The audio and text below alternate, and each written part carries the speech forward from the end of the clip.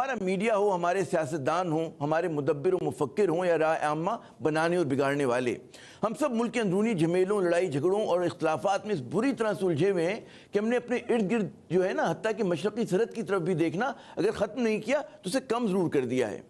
अगर हम भारत के पाकिस्तान के खिलाफ जो मकरू अज़ाइम है उस पर कभी बात भी करने की जहमत करते हैं तो भी इंतहाई आमियाना और सतही अंदाज में, जैसे बोझ उतारना हो।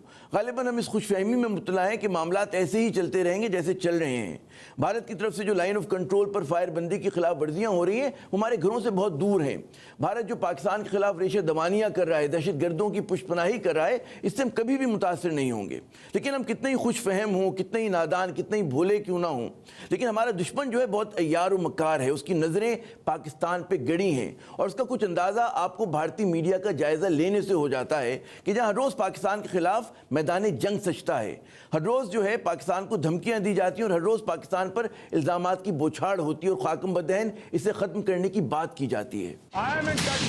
Doesn't Pakistan have a reason to be worried? Thought of as an embarrassment or he's put India on the spot? भारतीय न्यूज चैनल ये सब कुछ यूं ही नहीं कर रहे हैं। इस प्रोपेगेंडा के पीछे वहाँ की हिंदू इंतहा पसंद हुकूमत और इस्टेब्लिशमेंट की सोच कार फरमा है जो बड़े सगीर में फैसला कुन गलबे के ख्वाब देख रही है। गुज़श्ता बरस 5 अगस्त को वज़ीर-ए-आज़म नरेंद्र मोदी का मकबूजा कश्मीर की खुसूसी आइनी हैसियत को यकतरफा ख़त्म करना इसी सोच का मज़हर है जिसके तहत उन्होंने इस मसले पर छाए तवील जमूद को तोड़ डाला।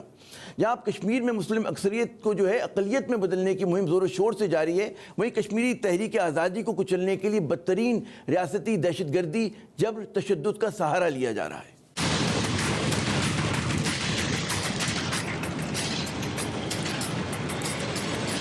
यही नहीं, पाकिस्तान पर दबाव बढ़ाने के लिए अब भारत ने आज़ाद जम्मू कश्मीर और गिलगित बल्तिस्तान पर हक जताना शुरू कर दिया है।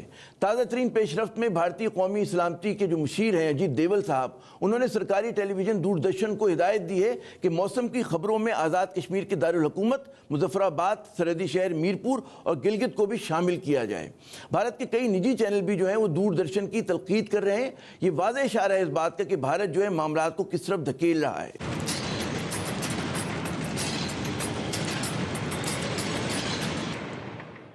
आम सवाल अब यह है कि भारत की गैर रिवायती हिकमत अमली और मुहिम जोई के जवाब में पाकिस्तान की जो रिवायती सफारतकारी है वो कारगर हो सकती है नहीं। मकबूजा कश्मीर में भारत के जारहाना इक़दामात के मुकाबले में क्या हमारा रद्द-ए-अमल जो है अब तक वो कमज़ोर रहा है? क्या हम भारत पर अब तक कोई दबाव डाल सके या खुद अपने ही बयानात और तकारीर सुनकर और सुनाकर जो है खुश मुतमईन हो जाते हैं? क्या वक्त गुजरने जो है मकबूजा कश्मीर पर भारत की गिरफ्त जो है मजबूत हो रही है? और पाकिस्तान के पास सबसे बड़ा सवाल ये कि और रास्ते हैं कि जिन पर हम अमल कर सकते हैं। रिवायती सफारतकारी तो होती रहेगी। आज हम इन्हीं अहम सवालात पर बात करेंगे।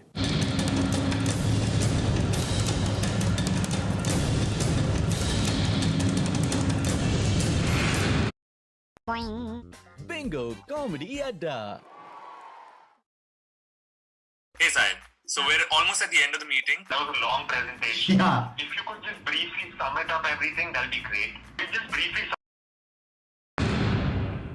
जनाब, इस अहम तरीन मौजू पर गुफ्तगू के लिए आज हमारा साथ देंगे, लाहौर से ज्वाइन करें फ़ोन पर लेफ्टिनेंट जनरल गुलाम मुस्तफ़ा साहब। किसी तारुफ के मोहताज नहीं, मारूफ जो हैं दिफाई तजियाकार हैं, बहुत सारी कमांड पोजीशंस के ऊपर सीनियर तरीन कमांड पोजीशन पर ये अपने फ़राइज़ अंजाम दे चुके हैं। हमें पिंडी से ज्वाइन करें लेफ्टिनेंट जनरल नईम खालिद लोधी साहब। ये साबिक़ सेक्रेटरी दिफा हैं, साबिक़ सेक्रेटरी दिफाई वज़ीर रह चुके हैं। और उसके अलावा हमें इस्लामाबाद से ज्वाइन करेंगे जनाब कमर चीमा साहब, एनालिस्ट हैं, इंटरनेशनल रिलेशंस के एक्सपर्ट हैं, नमल यूनिवर्सिटी से वाबस्ता है। मैं अपने तीनों मेहमानों को खुशामदीद कहता हूँ। गुलाम मुस्तफ़ा साहब, अगर इजाज़त दें आपसे बात करते हैं कि भारत की हिकमत अमली पे तो हम बात करते रहते हैं, कुछ आज अपने ऊपर शुरू तनकीद करके देखते हैं कि हमारा क्या रवैया है कि जब भारत इतना ज़्यादा हम देखते हैं कि खुदसरी में मुब्तला है, मुहिम जोई कर रहा है, हमारा मीडिया, हमारे सियासतदान, हमारी सियासी जमातें, इनका क्या रद्द अमल है? क्या हम इस पूरी कहते हैं ना इस मसले पर बात भी करते हैं, हमारे नेशनल डिस्कोर्स का हिस्सा है भी कि नहीं? जी देखिए, हमारे नेशनल डिस्कोर्स का ये ओकेजनल हिस्सा बनता है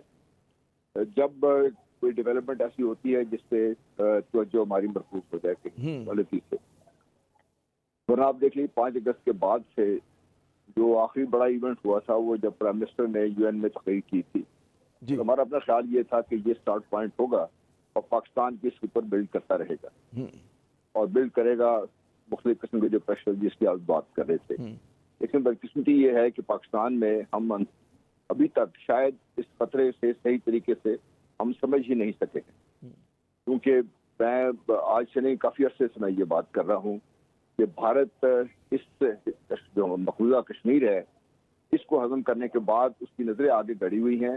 गिलगित बल्तिस्तान और उसके फिर जो हमारा आज़ाद कश्मीर जम्मू कश्मीर का हिस्सा है उसको भी हटा देगा और पिछली स्टेज पे जब वो दरिया जेलों पर आकर बैठ जाएगा तो पाकिस्तान की अब हालत देखिए क्या हो। मैं बार बार ये कहता हूँ कि हमें ये सोचना ये चाहिए कि भारत को कश्मीर दिया क्यों गया था। जब तक हम इस बात पे गौर नहीं करेंगे हमें समझ नहीं आएगी। और फिर गौर ये करना चाहिए कि अगर उस वक्त जो हमारे लश्कर थे या हमारे जो पठान भाई थे या हमारे जो कश्मीरी भाई थे ये हिम्मत ना करते गिलगित बल्तिस्तान को और ये जो आज़ाद जम्मू कश्मीर का खिता है इसको आज़ाद ना करवा लेते तो आप अंदाजा कीजिए पाकिस्तान कहाँ पे खड़ा होता है, पाकिस्तान की दरिया कहाँ पे होते हैं, पाकिस्तान की बाकी सब कुछ कहाँ पे खड़ा होता है। तो बदकिस्मती ये है कि हम इस खतरे को सही तरीके से भांप सकेंगे। ना ही हमने कभी जो उनकी जहनीत है उसको समझने की कोशिश की है, ना ही हम उनका लॉन्ग टर्म जो थिंकिंग है उसको हम सोच रहे हैं, ना उसको हम काउंटर करने की कोशिश कर रहे हैं।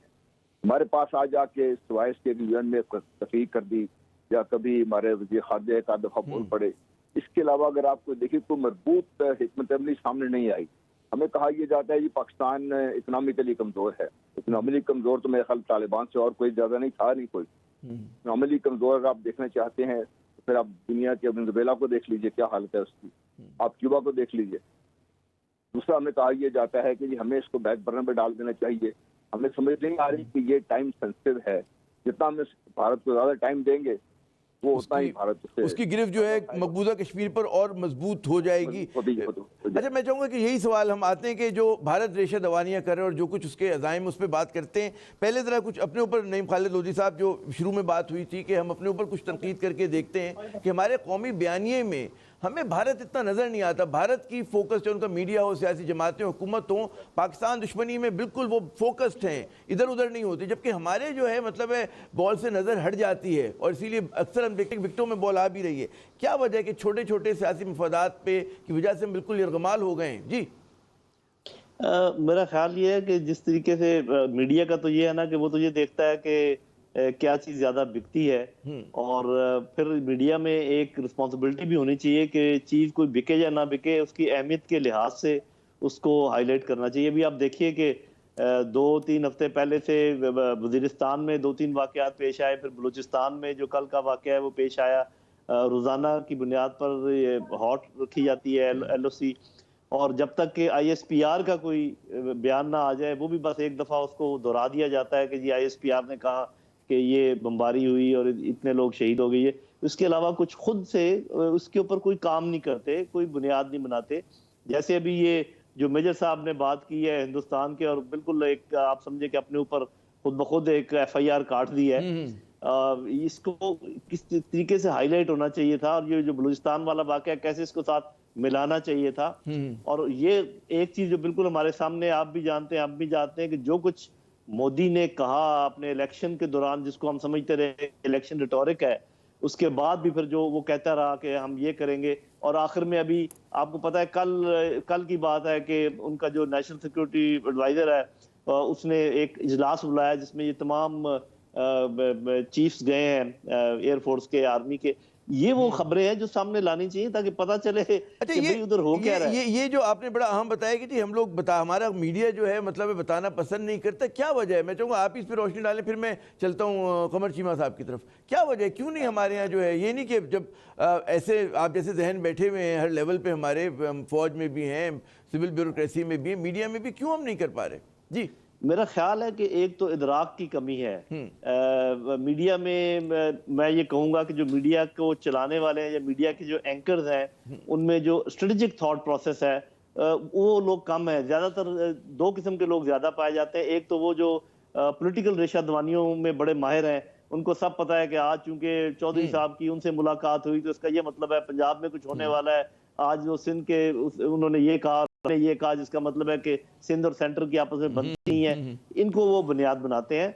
उनको चाहिए कि ऐसे लोगों को लेकर आए जिन्होंने कोई मास्टर्स किया हो इंटरनेशनल रिलेशंस में, जिनको पता हो कि मिलिट्री स्ट्रेटजी क्या होती है, उन्होंने कोई उसके ऊपर तहकीक की हो। ऐसे लोग जब तक मीडिया में नहीं आएंगे उनको क्या पता चलेगा मेरे भाई? नेशनल इश्यूज के साथ अलाइन होना बहुत जरूरी। बड़ा अहम आपने नुक्ता उठाया कमर चीमा साहब। भारतीय मीडिया के ऊपर तो बल्कि हम देखते ही रहते हैं, बल्कि आप खुद उस प्रोग्राम में थे जिसका भी जिक्र जो है नईम खालिद लोधी साहब कर रहे हैं। वो जो इनके मेजर अजीब सा नाम है आर्या हैं, गौरव आर्या साहब, जिससे आपकी बड़ी जबरदस्त बहस भी हुई थी। जी जी जी। तो मैं चाहूंगा कि इससे पहले मैं आपसे वो सवाल जवाब करें, मैं वो क्लिप देख लें कि वो किस तरह से इतराफ़ जुर्म कर रहे हैं कि बलूचिस्तान में जो कुछ उनके अज़ाइम है और किस तरह से वो दहशत गर्दी को वो कहते हैं ना फखरिया बयान करते हैं कि हम वहाँ पे स्पॉन्सर कर रहे हैं, सपोर्ट कर रहे हैं। जी दिखाइएगा। जो आप लोग बात कर रहे हैं ना, जनरल साहब ने बात करी बुक्ति की। इस फोन में बुक्ति, मरी, मेंगल, कौन से सरदार का नंबर चाहिए मुझे बोलो, मैं दूंगा बलोचिस्तान में। जनाब आपने देखा कि उनके फोन में ये तो एक अपने कहते हैं ना रिटायर्ड मेजर हैं, उनके जो सर्विंग लोग होंगे पता नहीं किस किस के नंबर होंगे, क्या होंगे, पता नहीं वो ब्लफ कर रहे हैं हम लोगों को। तो ये मुझे तो चीमा साहब ये बताइए, मीडिया पे तो पहले बात करते हैं कि ये इस तरह का, यानी कि आपकी आवाज़ हमें सुनाई नहीं दे रही थी, सिर्फ उनकी आवाज़ सुनाई दे रही थी। क्या फ़ायदा होता है उनके टॉक शोज़ में जाने का कि वो एकतरफा बात होती है और गालम गलोच होती है और वो आपका माइक ऑफ करके अपना माइक की आवाज़ जो है बुलंद कर लेते हैं। जी आमिर ज़िया साहब, आपने बड़ा अच्छा सवाल किया। अक्सर पाकिस्तानियों के ज़हन में ये सवाल होता है। मैं तकरीबन बहुत सारे इंडियन टेलीविज़न चैनल्स पे जाता हूँ जो कि इंग्लिश भी होते हैं और हिंदी भी होते हैं, लेकिन मैं आपको एक बात बताऊँ कि तकरीबन 70-80% चैनल्स में ऐसे नहीं होता कि कभी आपकी आवाज़ कम कर दी जाती है। मैंने आपको भी मेरी पढ़ी हुई है, शेयर भी की है, जिसमें मैं बड़ा इंडिपेंडेंटली अपना पर्सपेक्टिव दे रहा हूँ और एक हद तक अपना मौक़िफ़ दे रहा हूँ। लेकिन इंपॉर्टेंट चीज़ ये है कि आप अगर 1-2 चैनल्स ऐसे हैं तो आप उधर भी जारी बात है वो कभी आवाज़ कम कर देते हैं, इसमें ये बिल्कुल बात सच्ची है। लेकिन मैं जो इंपॉर्टेंट चीज आपको बताना चाहता हूं वो ये, आप उनका डिस्कोर्स चेक करें। देखिए पहली बात तो ये है कि उनका जो इंग्लिश मीडियम मीडिया है वो उसकी बहुत बड़ी हेडलाइंस बनाता है ग्लोबली। पाकिस्तान में इंग्लिश मीडिया है ही नहीं है। एक आधा पीटीवी चैनल है। आपको पता है कि जो इस्लामाबाद में डिप्लोमेट्स बैठे हैं वो भी कहते हैं कि जब पाकिस्तान इंडिया की एलओसी पे टेंशंस होती हैं तो हम इंडियन मीडिया वॉच करते हैं कि वहां से हमें पता चलता है कि पाकिस्तान और इंडिया के दरमियान क्या हो रहा है। और दूसरी बात यह है कि जैसे मैंने कहा कि हर टीवी पे ऐसे नहीं होता, हर चैनल पे ऐसे नहीं होता, मौका मिलता है। बल्कि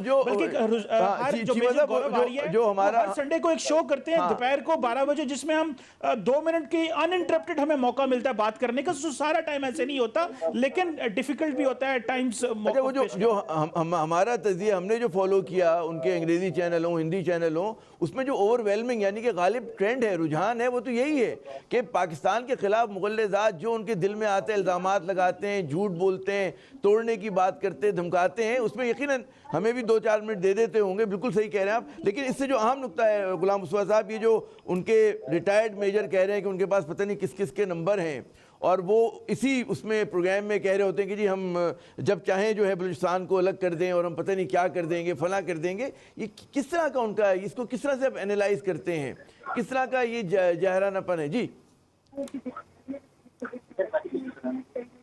गुलाम मुस्तफा साहब। देखिए, इसमें हमें शक नहीं होना चाहिए। ये जो, अगर आपको याद हो, 2015 में मोदी ने लाल किले पे खड़े होकर बात की थी कि हम ये करने जा रहे हैं, और उससे पहले जब ये सीपैक पहली दफा मंजरेआम पे आया था तो बड़ा वाज़ेह उन्होंने कहा था कि ये हम कभी कामयाब नहीं होने देंगे और इसके लिए जो कुछ भी करना पड़ेगा हम करेंगे। लेकिन इससे कतई नजर वो कश्मीर कभी भी उन्होंने छोड़ना नहीं था, और इसलिए कि कश्मीर को वो समझते हैं, अगर आप इसका नक्शा देखें तो ये आपको एक तरफ से अफगानिस्तान से लिंक करता है, एक तरफ से भारत लिंक होता है, ऊपर से कश्मीर के साथ लिंक, चाइना के साथ लिंक होता है, और पाकिस्तान के ऊपर प्रेशर तो रहता ही है।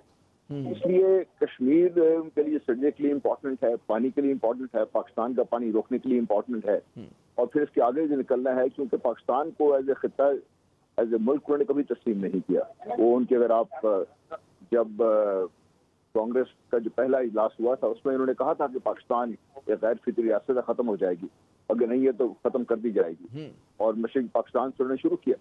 तो उनके कभी कोई शक नहीं रहा, उनके जो मनसूबा साजी है, बंदी है, जो उनके मनसूबा साज हैं, चाहे वो कांग्रेस है, चाहे वो बीजेपी है, चाहे कोई भी है, वो जो एक कॉमन थ्रेड जो रन करने में जो एक राह गुजर के तौर पर ज्यादा से ज्यादा पाकिस्तान की अहमियत होनी चाहिए नहीं है, और वो इससे ज्यादा अहमियत पाकिस्तान को देने को तैयार भी नहीं है।